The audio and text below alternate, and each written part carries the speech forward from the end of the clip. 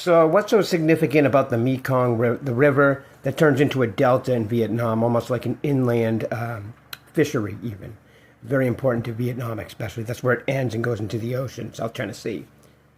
So, I'm going to tell you. And so, what I want to tell you about this river is how important it is to the lower countries. Like it starts obviously up and then comes down through Laos and ends in Vietnam, starting in China. So, what is the power, the soft power that China holds to a countries that are downstream from them? Well, they already have created many dams, causing other countries not to get the amount of irrigation and water, volume that they need, which is needed to, to grow crops and such. But at any time, it can be shut off, or it can be held up and then just released, and then all of a sudden you get all kinds of flooding, all kinds of housing and residential and private businesses destroyed.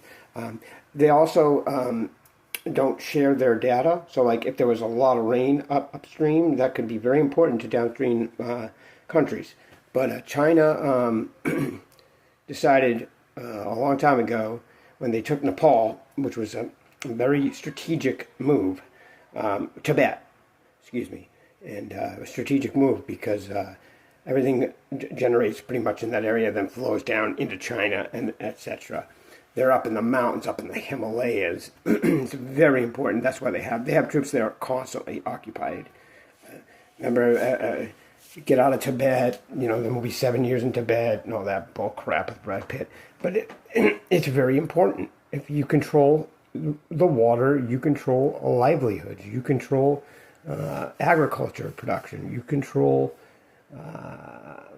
countries, votes in the United Nations. You can control. This is what we call soft power. This is what we call what China is best at. The USA just kind of just tells you what to do, or they just show up with a bunch of aircraft carriers and say, "You're going to do this." Not China. China is very, very calculating. They're reeling right now though because their economy has not been doing so well, and the CCP understands that. So we'll see what the future will bring.